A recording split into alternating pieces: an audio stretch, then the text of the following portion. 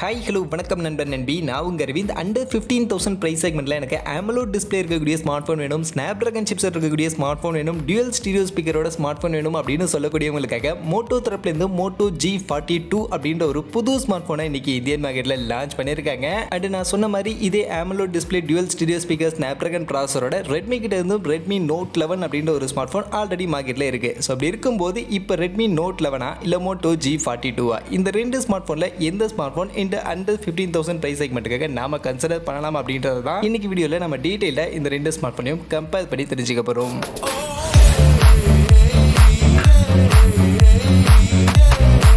வீடியோக்குள்ள போகிறதுக்கு முன்னாடி டே டு டே ஆஃபர்ஸ் அப்படின்ற ஒரு டெலிகிராம் சேனல் கிரியேட் பண்ணியிருக்கோம். இந்த சேனலில் ரெகுலராக ஆன்லைனில் வரக்கூடிய பெஸ்ட்டான offers, deals, coupons, promo quotes எல்லாத்தையும் அப்டேட் பண்ணிட்டு இருக்கோம். ஸோ யாருக்கெல்லாம் இந்த மாதிரி ஆன்லைனில் வரக்கூடிய பெஸ்ட்டான ஆஃபர்ஸை பற்றின அப்டேட்டாக தெரிஞ்சுக்கணும் அப்படின்ற விருப்பம் இருக்கும், நம்மளுடைய இந்த டெலிகிராம் சேனலில் வந்து ஜாயின் பண்ணிக்கங்க. ஜாயின் பண்ணுறதுக்கான லிங்க் டிஸ்கிரிப்ஷனில் இருக்குது.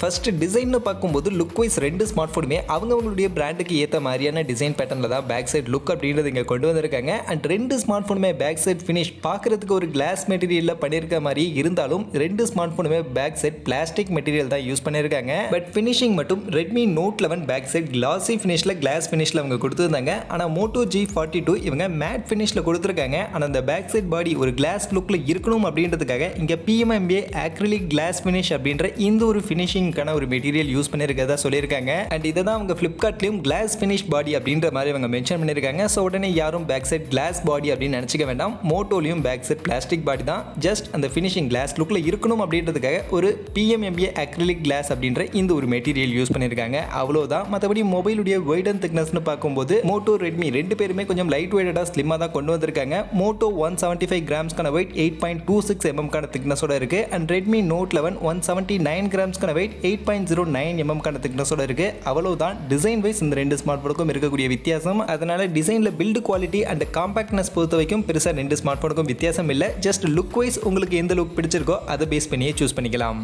அடுத்து டிஸ்பிளேன்னு பார்த்தோம்னா நம்ம ஸ்டார்டிங்கில் சொன்ன மாதிரி இந்த ரெண்டு பிராண்டுமே நமக்கு AMOLED display and full HD plus ரெசல்யூஷனுக்கான ஒரு டிஸ்பிளேவை தான் இங்கே எடுத்துகிட்டு வந்திருக்காங்க. அப்படின்னாலும் டிஸ்பிளேவுடைய சைஸும் கூட கிட்டத்தட்ட ஈக்குவல் தான். 6.4 இன்ச்சஸ்க்கான சைஸ் தான் ரெண்டு பிராண்டுமே கொடுத்துருக்காங்க. அப்படின்னாலும் எங்கே இந்த ரெண்டு ஸ்மார்ட் ஃபோனுக்கும் வித்தியாசம் வருது அப்படின்னு நீங்கள் பார்த்தீங்கன்னா ரெட்மி நோட் 11 இந்த ஸ்மார்ட் ஃபோன் 90 ஹெர்ட்ஸ்க்கான ரெஃப்ரெஷ் ரேட்டோட இவங்க இந்த ஸ்மார்ட் ஃபோனை லான்ச் பண்ணியிருந்தாங்க. அது கூட 180 ஹெர்ட்ஸ்க்கான டச் சாம்பிளிங் ரேட், 1000 நிட்ஸ்க்கான மேக்ஸிமம் பீக் பிரைட்னஸ் வேல்யூ எல்லாம் இங்கே ரெட்மியில் கொடுத்துருந்தாங்க. ஆனால் மோட்டோ G42 இவங்க இப்போ பேஸ் ரெஃப்ரெஷ் ரேட் 60 ஹெர்ட்ஸ்க்கான ஒரு ரெஃப்ரெஷ் ரேட்டோட தான் இந்த ஒரு ஸ்மார்ட் ஃபோன் அப்படின்றத எடுத்துட்டு வந்திருக்காங்க. ஸோ இங்கே 90 ஹெர்ட்ஸ்க்கான ரெஃப்ரெஷ் ரேட் எதிர்பார்க்குறவங்களுக்கு இந்த ஸ்மார்ட் ஃபோன் ஒரு சின்ன ஏமாற்றமாக இருக்கும். வெறும் 60 ஹெர்ட்ஸ்க்கான ரெஃப்ரெஷ் ரேட் தான் கொடுத்துருக்காங்க. அண்ட் பீக் பிரைட்னஸும் 700 நிட்ஸ்க்கான பீக் பிரைட்னஸோட தான் இந்த மோட்டோ G42 அப்படின்றது வந்திருக்கு. அந்த வகையில் AMOLED டிஸ்பிளே போதும் அப்படின்னு சொல்லக்கூடியவங்களுக்கு ரெண்டுமே ஓகே. பட் டிஸ்பிளே ரெஃப்ரெஷ் ரேட்டும் எனக்கு முக்கியம், கொஞ்சம் ரெஃப்ரெஷிங்கான ஒரு டிஸ்பிளேவாக இருந்தால் தான் எனக்கு யூஸ் பண்ணுறதுக்கு நல்லா இருக்கும் அப்படின்னு சொல்லக்கூடியவங்களுக்கு கண்டிப்பாக இங்கே ரெட்மி நோட் 11 கரெக்டான சாய்ஸாக இருக்கும். ஏன்னா 90 ஹெர்ட்ஸ்க்கான கொஞ்சம் ரெஃப்ரெஷிங்கான ஒரு சூப்பர் AMOLED டிஸ்பிளே இந்த ஸ்மார்ட் ஃபோனில் நமக்கு கொண்டு வந்திருக்காங்க.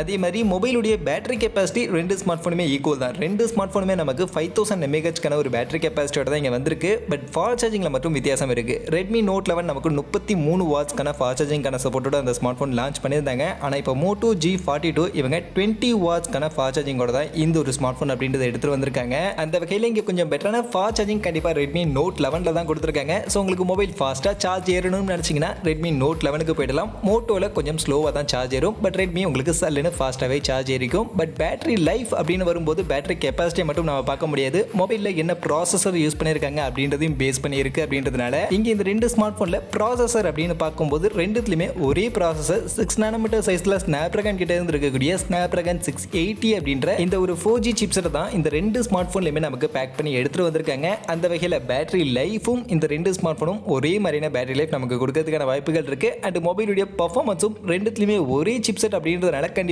பர்ஃபார்மன்ஸ்லையும் பெருசாக வித்தியாசம் இருக்காது. ரெண்டு ஸ்மார்ட் ஃபோனுமே நமக்கு கிட்டத்தட்ட ஈக்குவலான ஒரு பர்ஃபார்மன்ஸ் தான் கொடுக்கும். பட் எந்த அளவுக்கான பர்ஃபார்மன்ஸை கொடுக்கும், என்ன மாதிரியான யூசேஜுக்காக நம்ம இந்த ரெண்டு ஸ்மார்ட் ஃபோன்ஸை கன்சிடர் பண்ணலாம் அப்படின்னு கேட்டீங்கன்னா நீங்கள் ஒரு நார்மல் யூசர், ஒரு மாடரேட்டான யூசர் தான், பெருசாக கேமிங்லாம் விளையாட மாட்டீங்க. அப்படி விளையாண்டாலும் சின்ன சின்ன கேம்ஸ் தான் எப்போவாது தான் விளையாடுவோம் அப்படின்னு சொல்லக்கூடியவங்களாம் கண்டிப்பாக இந்த ப்ராசரோட இந்த ரெண்டு ஸ்மார்ட் ஃபோன்ஸுமே நீங்கள் கன்சிடர் பண்ணலாம். அண்ட் இந்த ப்ராசஸர் 6 nm சைஸில் ஃபேப்ரிகேட் பண்ணி வந்திருக்கிறதுனால இந்த ரெண்டு ஸ்மார்ட் ஃபோன்ஸுமே பேட்டரி லைஃப் 5000 mAh இருக்கிறதுனால உங்களுக்கு ஒரு நல்ல பேட்டரி லைஃப் கண்டிப்பாக இந்த ரெண்டு ஸ்மார்ட் ஃபோனுமே கொடுக்கும். ஸோ ஒரு லாங் லாஸ்டிங்கான பேட்டரி லைஃபோட ஒரு நார்மல் மாடரேட் யூசேஜுக்காக நீங்கள் ஒரு ஸ்மார்ட் ஃபோன் கன்சிடர் பண்ணுறீங்க அப்படின்னு பட்சத்தில் கண்டிப்பாக இந்த ரெண்டு ஸ்மார்ட் ஃபோனில் எதை வேணாலும் சூஸ் பண்ணலாம். பர்ஃபார்மன்ஸ் பேசிஸில் ரெண்டுத்துக்கும் எந்த வித்தியாசமும் இருக்காது. அது கூடவே இந்த ரெண்டு ஸ்மார்ட் ஃபோன்லையுமே நமக்கு LPDDR4X UFS 2.2 storage, Bluetooth version 5.0, Wi-Fi 5 மாதிரியான இந்த மாதிரியான கனெக்டிவிட்டி சப்போர்ட்ஸ் அண்ட் ஃபீச்சர்ஸ் தான் நமக்கு இருக்குது. அதனால் இதுலேயும் எந்த வித்தியாசமும் இல்லை அப்படின்றதுனால பர்ஃபார்மன்ஸ் பேசிஸில் ப்ராசஸர் பேசிஸில் கண்டிப்பாக ரெண்டு ஸ்மார்ட் ஃபோனில் எதை வேணாலும் நீங்கள் சூஸ் பண்ணிக்கலாம்.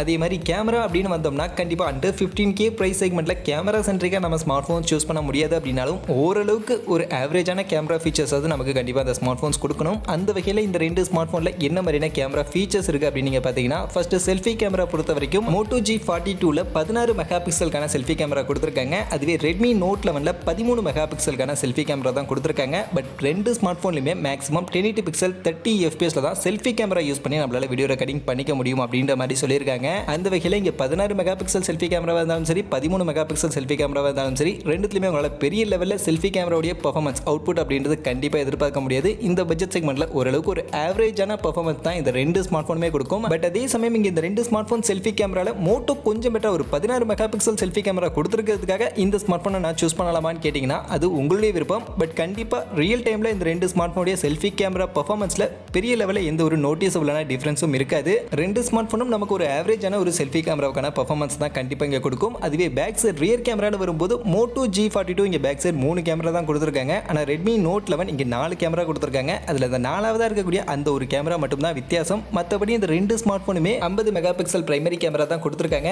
அது போக 8 mega pixel ultra wide and 2 mega pixel macro அப்படின்றதெல்லாம் காமனாக இருக்குது. அந்த கடைசியாக இருக்கக்கூடிய ஒரு 2 மெகா பிக்சல் எக்ஸ்ட்ராவான ஒரு கேமரா இங்கே ரெட்மியில் கொடுத்துருக்காங்க. ஸோ இந்த எக்ஸ்ட்ரா 2 மெகா பிக்சல் கேமரா நிறைய பேர் தேவையில்லைன்னு தான் சொல்லுவாங்க. பட் உங்களுக்கு தேவை அப்படின்னா கண்டிப்பாக நீங்கள் ரெட்மியை சூஸ் பண்ணிக்கலாம். பட் தேவை இல்லை அப்படின்னு பட்சத்தில் ரெண்டு ஸ்மார்ட் ஃபோனுடைய கேமரா ஃபீச்சர்ஸும் எந்த வித்தியாசமும் இல்லை. பட் இங்கே வீடியோ ரெக்கார்டிங் ரெசல்யூஷனில் வித்தியாசம் இருக்குது. ஆக்சுவலாக ரெட்மி பார்த்தீங்கன்னா இங்கே 1080 பிக்சல் 30 fps தான் மேக்ஸிமம் இந்த பேக் சைட் ரியர் கேமராவில் நம்மளால வீடியோ ரெக்கார்டிங் பண்ணிக்க முடியும் அப்படின்ற மாதிரி சொல்லியிருக்காங்க. ஆனால் Moto G42ல கொஞ்சம் பெட்டரா 1080 பிக்சல் 60 fps ஃப்ரேம் ரேட் வரைக்கும் பேக் சைட் கேமராவில் நம்மளால வீடியோ ரெக்கார்டிங் பண்ணிக்க முடியும் அப்படின்ற மாதிரி கொடுத்துருக்காங்க. அந்த வகையில் இந்த ஒரு நோட்டில் இங்கே Moto G42 கொஞ்சம் ஒரு பெட்டரான ஸ்மார்ட் ஃபோனாக இருக்குது. ஸோ 1080 பிக்சல் 60 fps கொடுத்துருக்கிறதுக்காக இங்கே இந்த ரெண்டு ஸ்மார்ட் ஃபோனில் Moto G42 நம்ம கன்சிடர் பண்ணலாம். பட் ரியல் டைம் ஃபோட்டோகிராஃபின்னு வரும்போது கண்டிப்பாக பெருசாக வித்தியாசம் இருக்காது. ரெண்டு ஸ்மார்ட் ஃபோனும் கிட்டத்தட்ட ஒரே மாதிரியான ரியர் கேமரா பர்ஃபார்மன்ஸ் தான் நமக்கு கொடுக்கும்.